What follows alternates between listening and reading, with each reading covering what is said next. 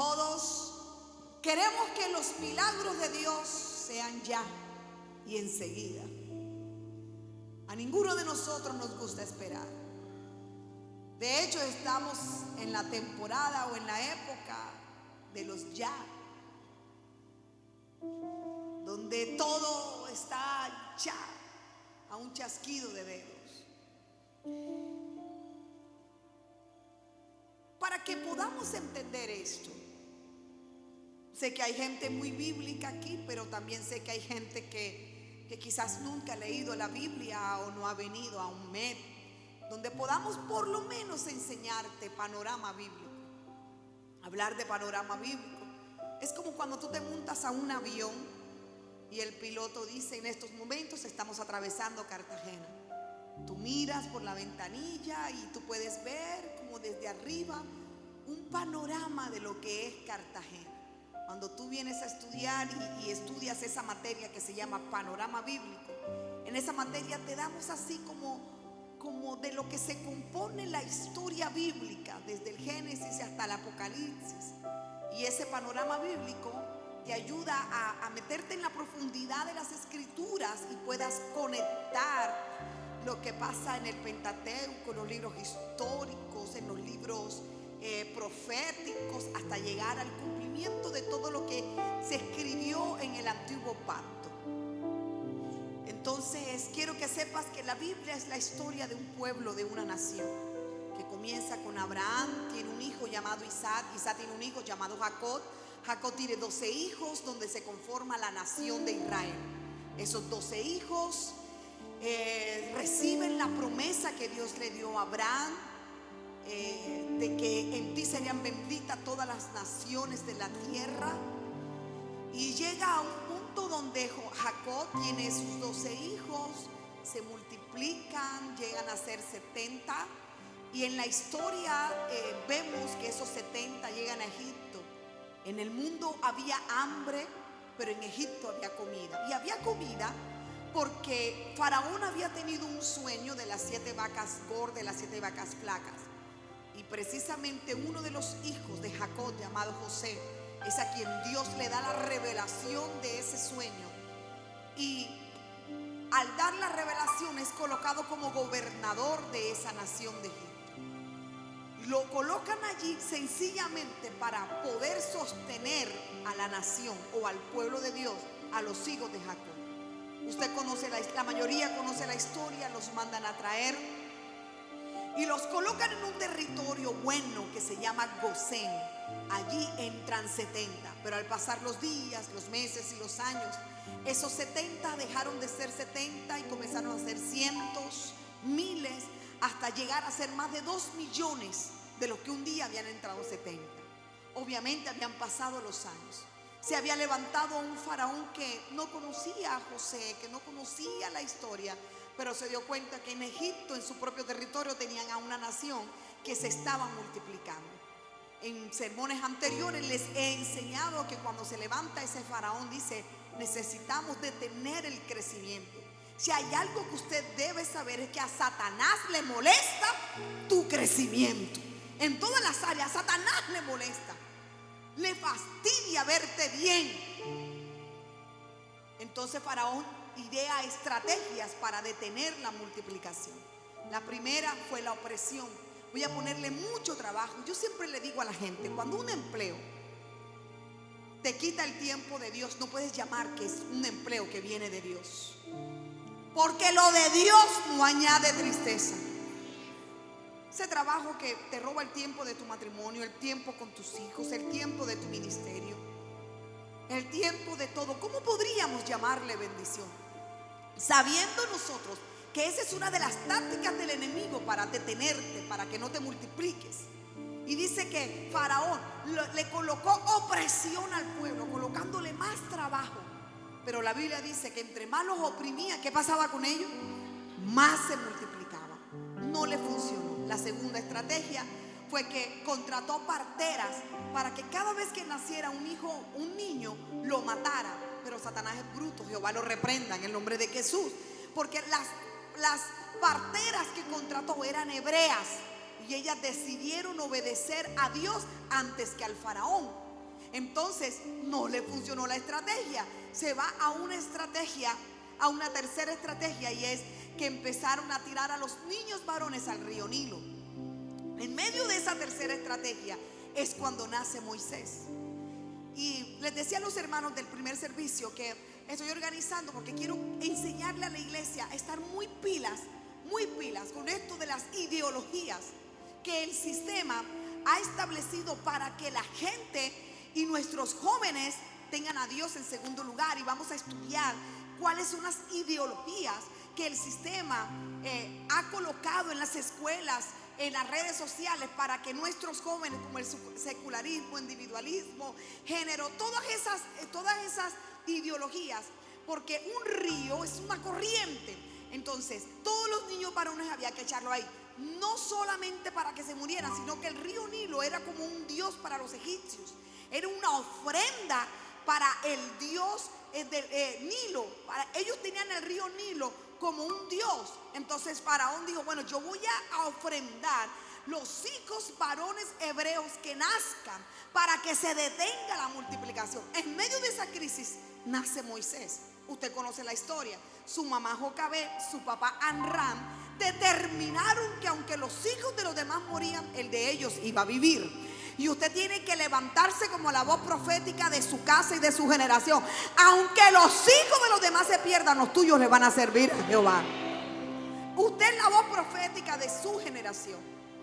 Ellos fueron determinantes. No es nuestro mensaje de hoy, pero Jocabed lo esconde por 3 meses, lo mete en una arquilla, lo encuentra la hija del faraón, la manda a llamar, le paga para que se lo cuide. Y bastaron, algunos eruditos bíblicos dicen que 8, 9, 10, 11, hasta 12 años. Bastaron 12 años aproximadamente para que Jocabed formara el carácter de Moisés. Y le decía: ¿sabes qué? La hija del faraón te adoptó, yo soy tu verdadera mamá, tú te van a meter en el palacio egipcio, allá vas a aprender cultura egipcia, magia, vas a aprender paganismo, pero tú eres hebreo. Esos años fueron suficientes para que en el libro de Hebreos capítulo 11 dijera que Moisés, ya siendo grande, rehusó llamarse ser hijo de la hija del faraón. A pesar de todas las comodidades que vivía en el palacio, él renunció a todo eso.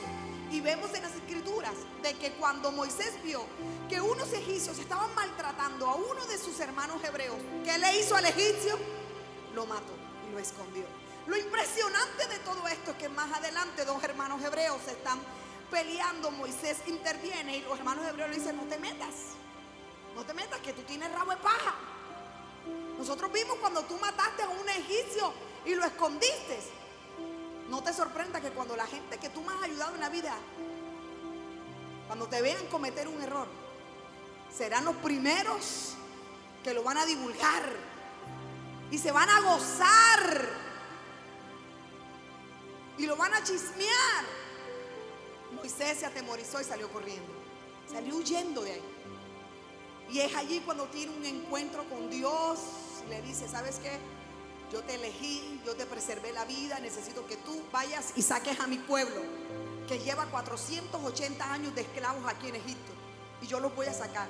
No, Señor, yo no sé hablar. Ahí te tengo a tu hermano Aarón. Señor, pero ¿quién le voy a decir que quién me llama? Dile que el yo soy es el que te llama. Señor, pero ¿qué tengo para libertarlo? Tienes una vara, tírala al suelo, se convirtió en serpiente. En fin, 5 excusas le sacó Moisés a Dios, y para cada excusa Dios le tenía una respuesta. No tuvo más nada que hacer sino que entregarse al servicio a Dios, y Dios lo usó para sacar a los 2 millones y pico de personas que estaban de esclavos en Egipto. Ahí fue donde sucedieron las 10 plagas. Entonces Dios los saca de allí de Egipto con mano fuerte, dice la Biblia, pero no los saca con las manos vacías, los saca siendo ricos y poderosos, porque la voluntad de Dios es que tú seas rico y millonario. Uy, qué bien, que hay gente que sí lo está creyendo.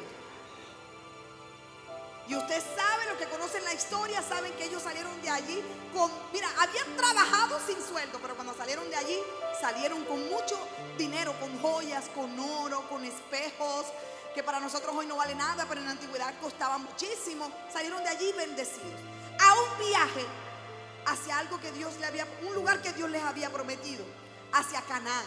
Una tierra que ellos no habían labrado, ciudades que ellos no habían edificado. Entonces Dios le dice: yo les voy a entregar a ustedes esa ciudad o ese territorio, esa nación se la voy a entregar a ustedes. Una tierra que fluye, una tierra buena. Ellos salen a un viaje que solamente les costaría 13 días. Pero esos 13 días se convirtieron en 40 años. De arriba para abajo, del sur al norte, de un lado a otro, 40 años. Y quiero que sepas que de todos esos millones que salieron de Egipto, solamente 2 entraron a Canaán. El resto murió en el desierto. Usted conoce la historia. Porque fueron rebeldes, porque se quejaban demasiado, porque fueron desagradecidos, porque no valoraban las bendiciones de Dios, como muchas veces hemos hecho nosotros. ¿Amén o no amén? O aquí no hay nadie que se ha quejado alguna vez. Es más, quizás alguien hoy antes de venir a la iglesia dijo: es que no tengo nada que ponerme. ¿Habrá alguna mujer aquí que dijo eso? Levante su... No la levante. Todos los días el mismo desayuno, todos los días yuca con queso.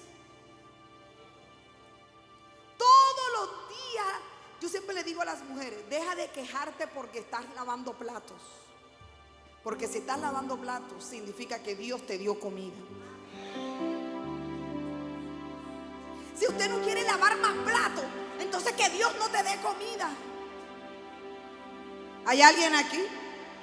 Si nosotros empezamos a ver la vida desde una perspectiva correcta, nos vamos a dar cuenta que somos gente realmente bendecidos por el Señor. Y esa gente, ¿sabe quiénes entraron? Entraron fueron sus hijos, porque ellos no entraron. Los que nacieron en el desierto fueron los que entraron.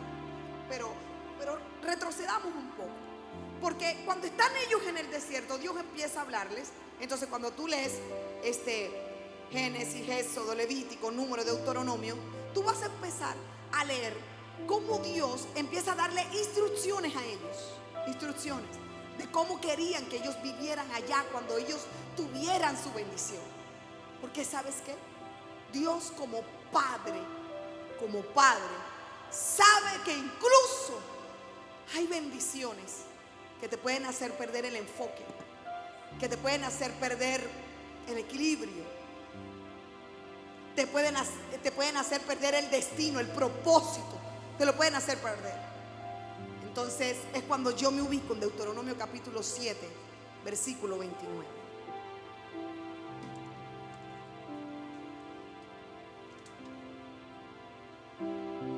Dice la palabra del Señor, Deuteronomio 7, 22, perdón. Dice la Biblia: y Jehová tu Dios echará a estas naciones de delante de ti. ¿Cómo las va a echar?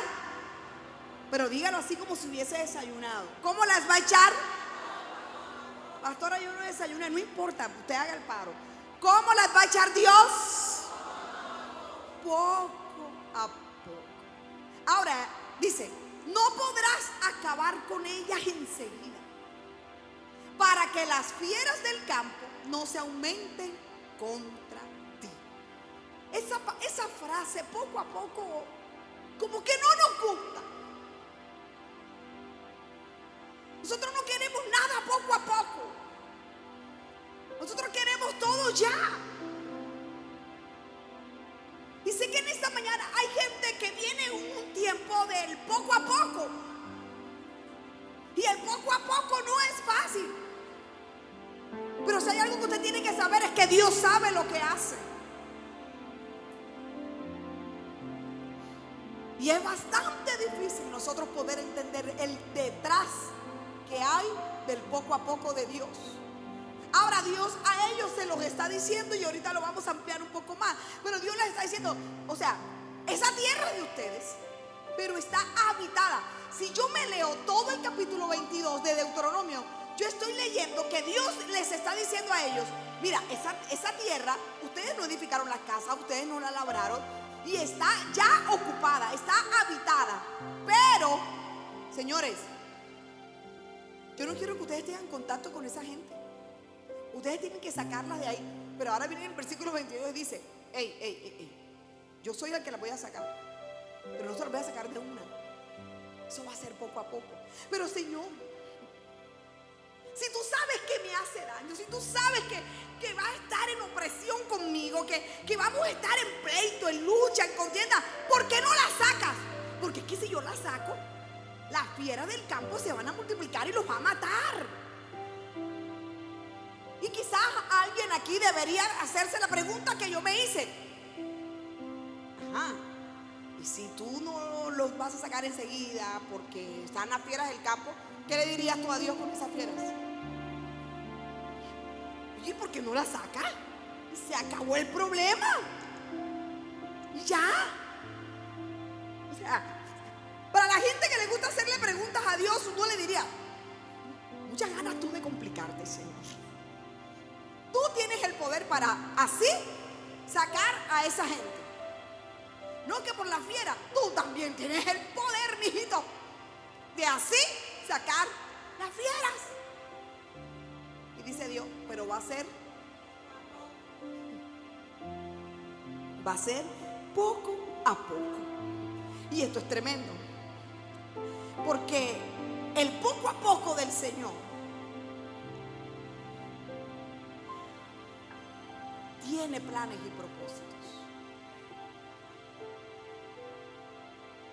Hay es que descubrir el propósito por el cual Dios nos atraviesa, por el poco a poco. Y esto va a ser toda la vida. ¿Y sabes qué?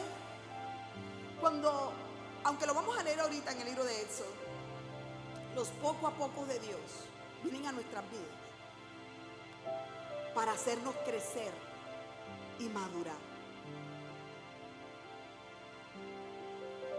Nosotros no estamos preparados para recibir de una todas las bendiciones que Dios tiene para nosotros. No estamos preparados. Y yo colocaba un ejemplo esta mañana para los que tienen hijos en edad escolar, al principio de año. ¿Quién de los que está aquí va y manda a su hijo y va a Tauro, ejemplo, a comprar la lista, y le dice al de Tauro: un solo lápiz? Usted por lo regular, ¿qué compra? Una caja de lápices, una caja de lapicero, una caja de colores.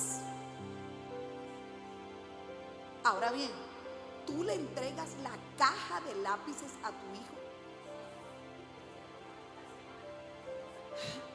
¿Cuántos lápices le entregas tú a Valentino?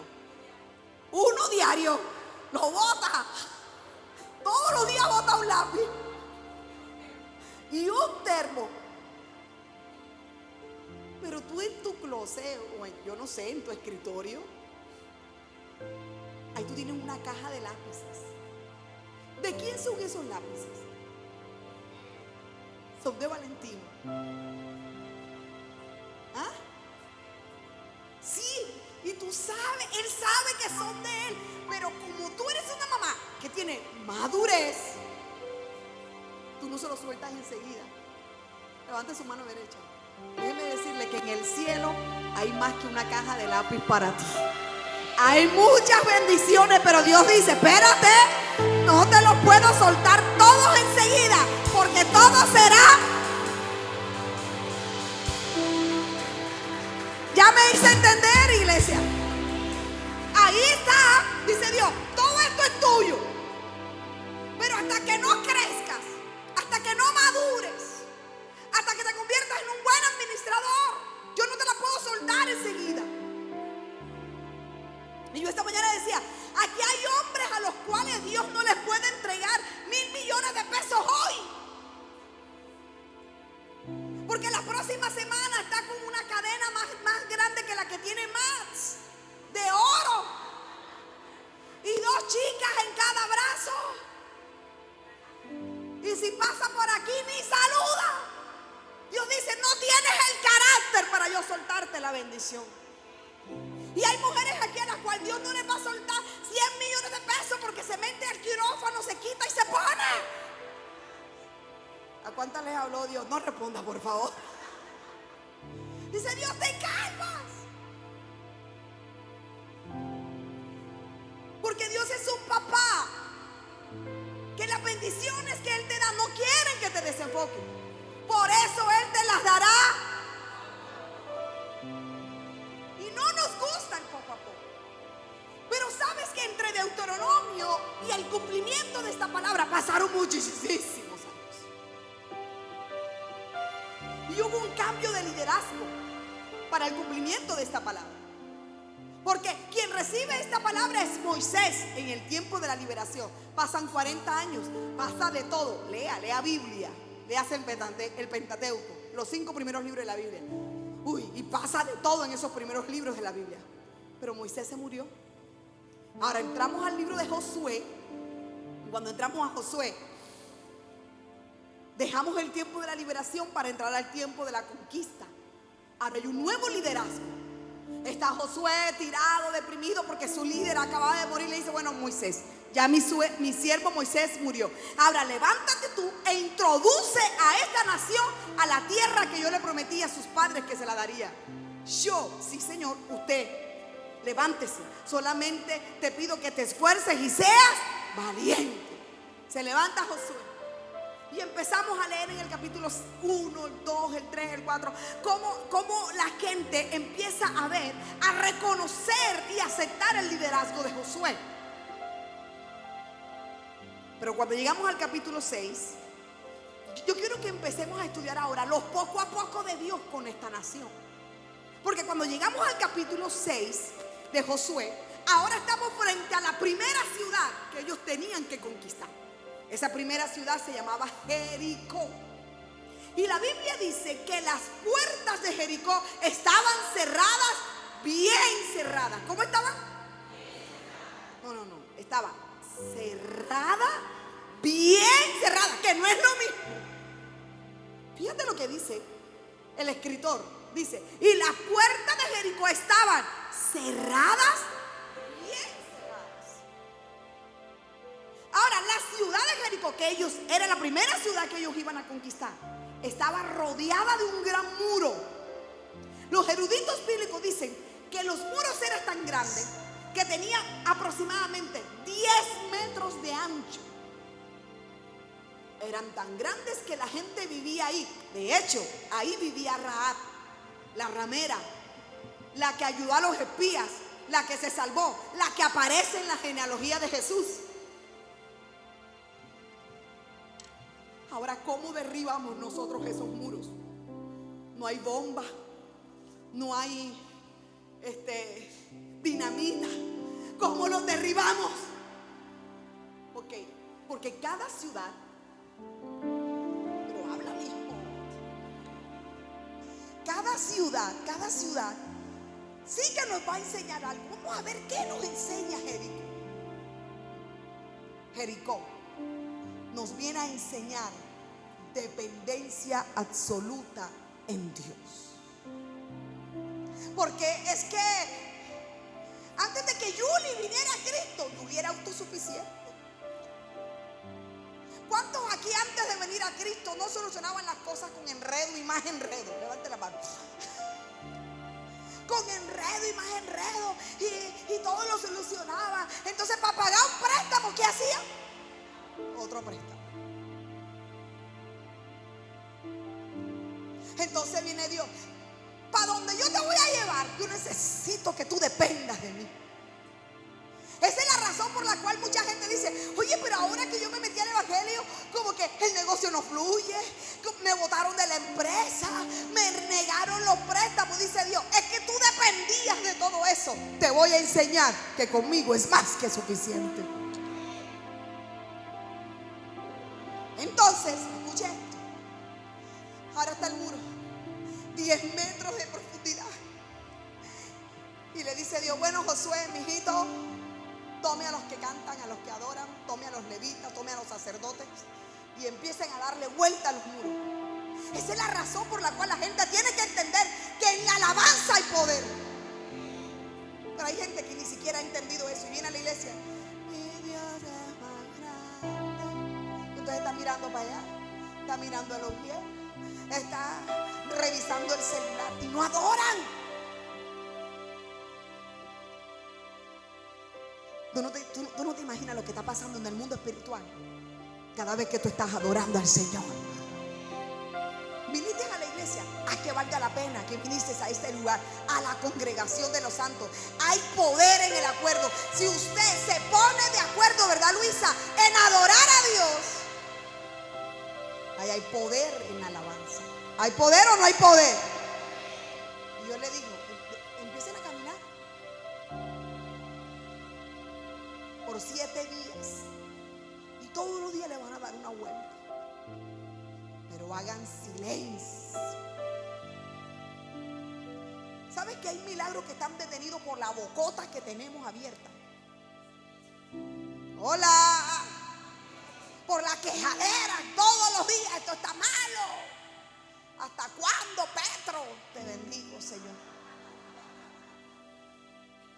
¿Hasta cuándo? Y la quejadera, y el sol, y tú sabes, y todos los días me tiene aburrida la carne. Igualito a los del desierto.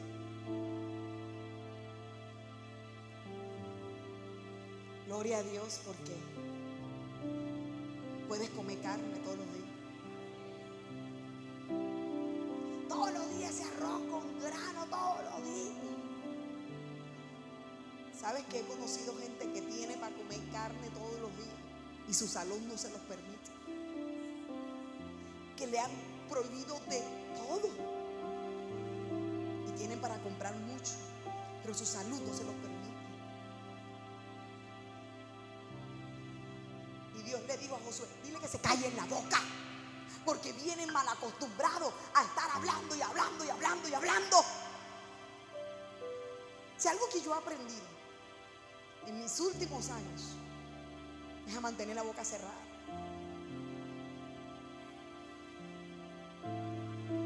Porque entre más yo hable, la termino de embarrar. Pero si yo callo, Él se encarga de todo. El último día le dieron 7 vueltas, en total fueron 13 vueltas que le dieron. No había dinamita, no había bomba, no había nada. Pero en la vuelta número 13, ¿qué le pasó a los muros? ¡Bum! Se cayeron. Pero hay una instrucción. Dios le dice a ellos, ojo, van a entrar, van a tomar posesión de esa tierra, pero todo lo que hay en esa tierra será para mí. Caramba, Dios, no te basta con el cielo, que quieres también lo que hay en la tierra. Dios no necesita nuestro dinero. Los que necesitamos el dinero de Dios somos nosotros. Pero Dios quería formar el carácter de esta gente diciéndole, hey, vas a entrar a una tierra, pero te quiero con los bolsillos pelados, para que veas mi milagro de provisión todos los días. Es más, te voy a decir algo. El día en que usted menos dinero tenga es el día que usted mejor va a comer. Y gente te va a llamar, la comadre te va a mandar, el compadre que nunca, el padrino que te bautizó y nunca te mandó un regalo.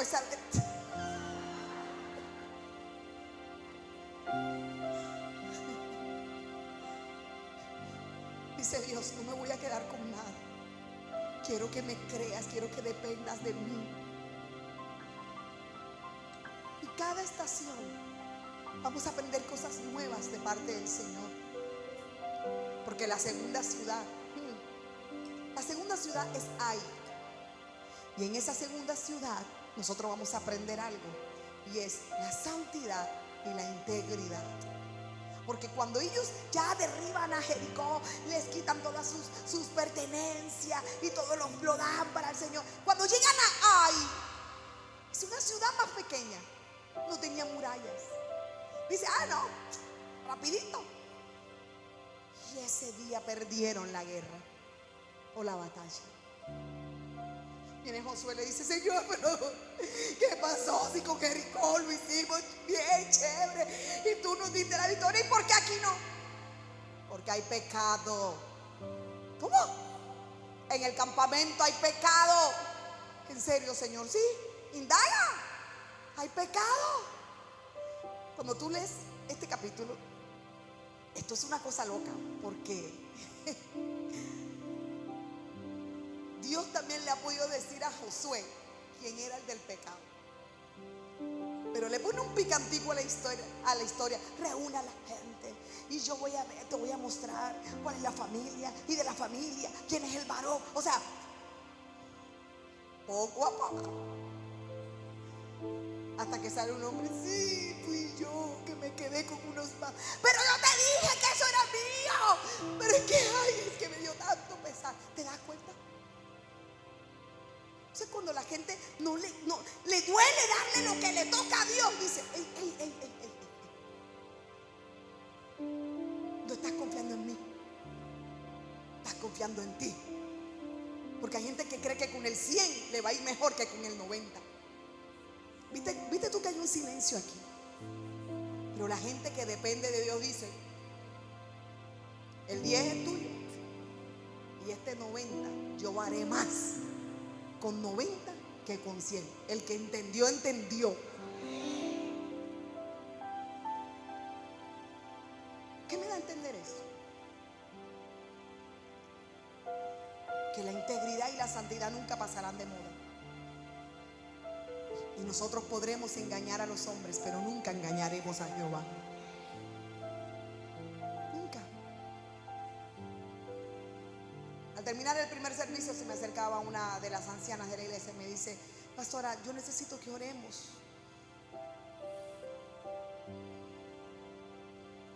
Hay pecado en la alabanza. Pobrecito siempre.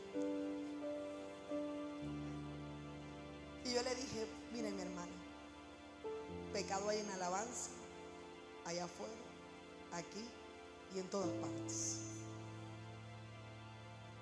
Si nosotros no confesamos nuestros pecados, eso no es problema de la pastora, ni es problema del líder, es del problema de él con Dios. ¿Usted me está escuchando?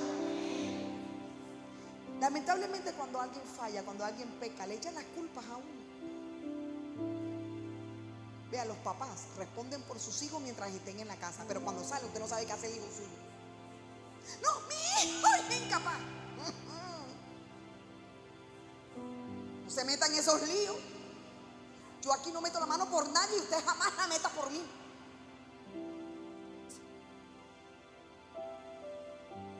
Porque al único que no se le va a escapar nada es al Señor. Y el día que Él quiera llamar puyenga a alguien aquí, lo va a llamar. Y de Él no se escapa nadie. ¿Amén o no amén? Y ese día perdieron y murieron más de 30,000 hombres en la batalla. Pero tan lindo Dios, tan lindo, que les da una segunda oportunidad en Ai. Y les dice: después del arrepentimiento viene una nueva oportunidad. Vayan y peleen ahora. Y pelearon y ganaron. Y les quitaron el botín. Y dice Dios: ahora sí quédense con eso. Mira, Dios no está interesado en quitarnos a nosotros nada. Él está interesado en darnos todos los días más y más y más. Aplauda al Señor, por favor.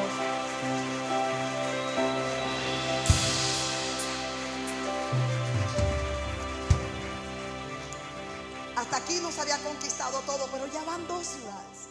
Cuando me ubico en el capítulo 6 y el capítulo 7, entonces ahora hay un territorio que son los gabaonitas. Estos hombres fueron muy vivos y se vistieron de viejos, tomaron pan viejo, ropas viejas, y engañaron a Josué y a los líderes del pueblo, y les hicieron hacer un voto para que no los destruyera. Y Josué: pero caramba, ustedes no son de por aquí cerca. No, por mi madre que no. Hagan un voto con nosotros y no nos maten. Y dice la Biblia: y ellos no consultaron a Jehová. Tremendo esto. E hicieron un voto con los gabaonitas, que eran del enemigo, y juraron delante de Dios que no los iban a tocar. Y cuando hicieron el juramento, se dieron cuenta que eran de los enemigos y ya no lo podían matar, porque habían jurado delante de Dios que no los tocarían. Y dice Dios: nunca me lo consultaste. Con los gabaonitas nosotros aprendemos que todas nuestras decisiones tienen que ser consultadas a Jehová. Todas. Todas.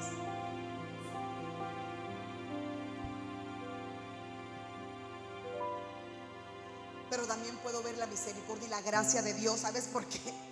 Porque ese error fue aprovechado. Y le dice a Josué: ok, nos engañaron, perfecto, pero ahora ustedes serán nuestros aguateros, esa es la palabra correcta, aguateros, leñadores, serán nuestros siervos. Aunque más adelante en las escrituras se les cobra factura por no haber consultado a Jehová. Pero todavía no es la victoria completa. Ahora avanzamos al capítulo 10 y al capítulo 11, y ahí vamos a empezar a ver cómo Dios empieza a hacer pequeñas alianzas a través de Josué y otros reyes para vencer a sus enemigos. Pero me gusta mucho llegar a Josué capítulo 11, versículo 23.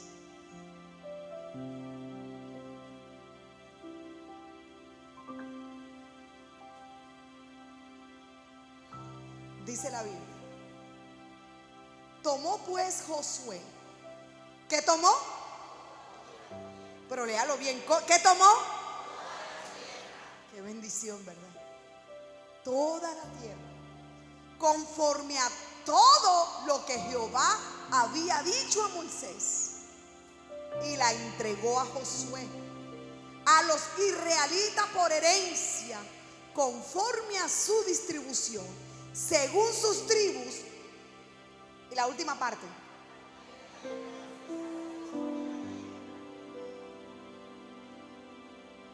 quiero venir a decirle a la iglesia que toda la vida tú no vas a estar en guerra. Uy, amén. Todo lo tuyo no tiene que ser en lucha y en batalla. Dice la Biblia que llegó un momento donde ya la tierra no hubo más guerra. No hubo más guerra. De ahí en adelante, en los capítulos 13 en adelante, a las futuras generaciones les tocó batallas pequeñas, porque la guerra más grande ya la había librado Josué con todo su ejército. En esta semana tuve una consejería de muchas que me decía la esposa: mi esposo le dice a mis hijos, yo veo que a mí no me daban merienda, y muy bien que yo iba al colegio, pero los buenos padres dicen, aunque a mí no me dieron merienda, mis hijos sí van a llevar merienda. Creo que estoy con la gente correcta. Yo veo, me decía ella, él le dice a mis hijos, yo veo que a mí ni libros me compraban, y muy bien que salía adelante, pero los buenos padres dicen, yo no tuve merienda, yo no tuve uniforme, yo no tuve libro, pero mi generación sí va a gozar de los beneficios que yo no tuve. Y yo les decía esta mañana a los hermanos, mi papá creció en el monte. Mi papá a los 8 años le tocaba salir a arrancar yuca, salir a pescar. Mi papá no sabe lo que es. Mi papá dijo que él no sabía lo que era estrenar ropa en diciembre. Estrenar ropa, él no sabía que era eso. Ropa nueva, jamás. Todo era regalado, viejo. Pero cuando nacimos nosotros, mira, por eso mi demanda es alta, ¿oíste? Porque mi papá, todos los domingos yo tenía que estrenar para allá a la iglesia. Así que, ya sabe, el que me esté echando ojitos todos los domingos. No, es que yo no le puedo bajar el nivel a mi papá. ¿Usted me está escuchando? Yo no le puedo bajar el nivel a mi papá. ¿Amén o no amén? Porque mi papá no fue a la universidad, pero él dijo, mis hijos iban a ir a la universidad. Y a mí cuando Gaby me ha dicho, mami, yo quiero ser como tú, ¿qué te digo yo, Gaby? Vas a ser mejor. Tienes que ser mejor. Porque los hijos suyos llegarán donde usted no pudo llegar. Comerán lo que usted no pudo comer. Vivirán donde... Si usted toda la vida vivió en casa arrendada, los hijos van a tener casa propia. Y no te sorprende que quizás los tuyos son los que te van a comprar la casa que tú no les pudiste dar a ellos.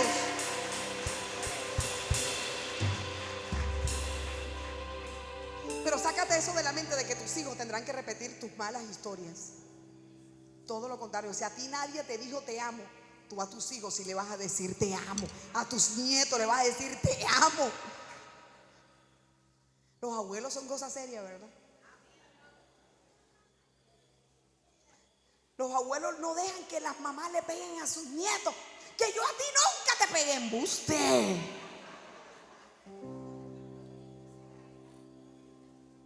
Se les olvidó más bien.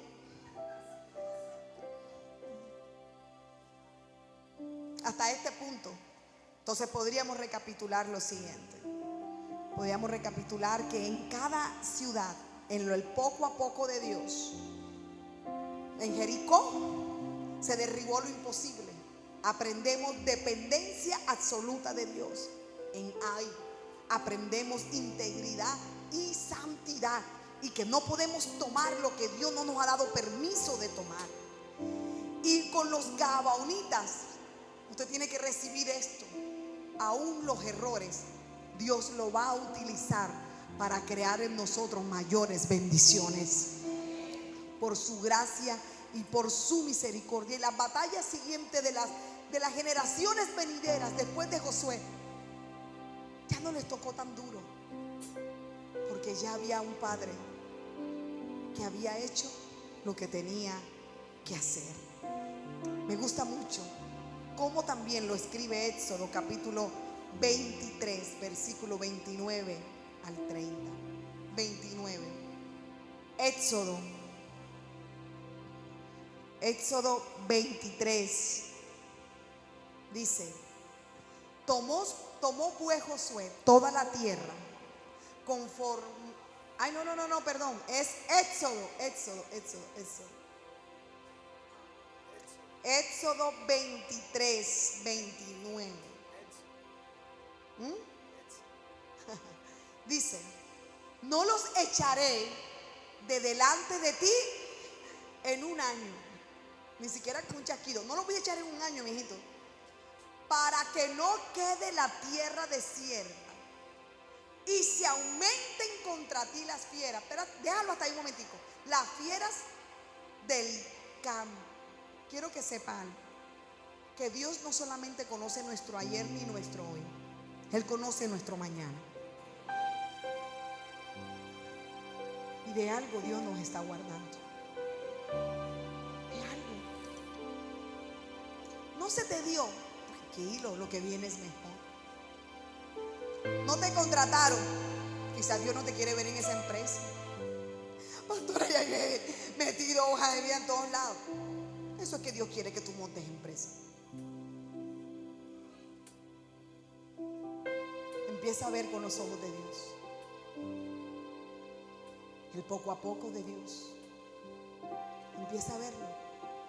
Porque hay un propósito detrás de todo esto. El versículo 30, por favor. Poco a poco los echaré de delante de ti. Léalo. ¿Hasta que qué?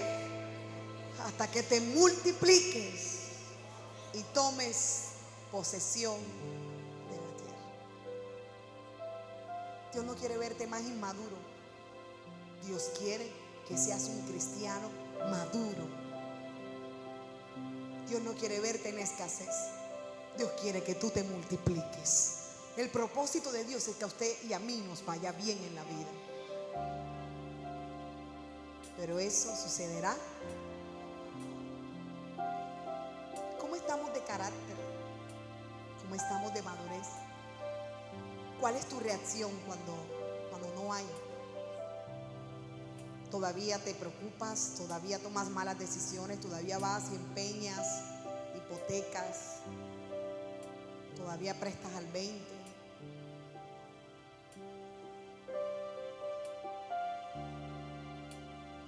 Todavía te acuestas con el primero que te hace ojitos. Todavía sigues en tus mentiras, engañando aparentemente a tu cónyuge, a tus padres, a tus pastores o líderes. Dice Dios, quiero perfeccionar en ti mi carácter. Pero quiero ir cerrando con esto. El poco a poco de Dios duele. ¿Cuántos están de acuerdo conmigo? ¿El poco a poco de Dios duele o no duele? Levanten la mano que está de acuerdo conmigo y dice, pastora, duele. Jerry, duele. ¿Qué tanto? El poco a poco de Dios, además de doler, afila nuestra fe y nuestra esperanza.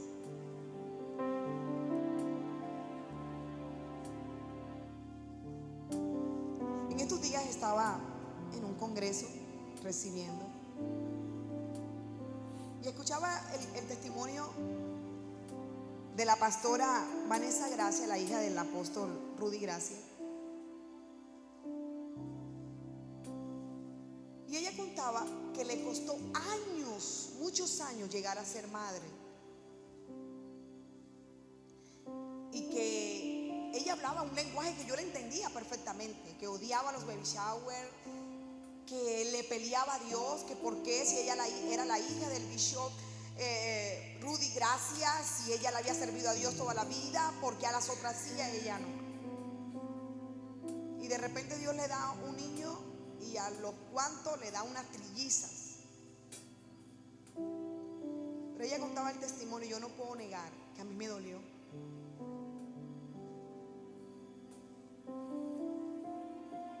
Y eso lo escuché antier en la noche. O sea, estamos hablando de 2 días. Y yo dije, todavía me duele. Todavía me duele que a otras sí, a mí no. Entonces, mientras yo estudiaba ayer, yo decía, ¿cuánta gente está en la iglesia también con un dolor por el poco a poco tuyo? Porque no entendemos. No entendemos. Quizás Jerry dirá, Señor, ¿por qué los hijos de otros sí le sirven al Señor? O Julie dirá, Señor, ¿por qué el esposo de la otra ya está ahí sirviéndole al Señor y el mío no? Pero tú sabes lo que es escuchar de Dios. Hey, yo lo voy a hacer. Pero eso será. Y yo quiero orar en esta mañana por los que hoy están en Deuteronomio o en Éxodo, en el poco a poco de Dios.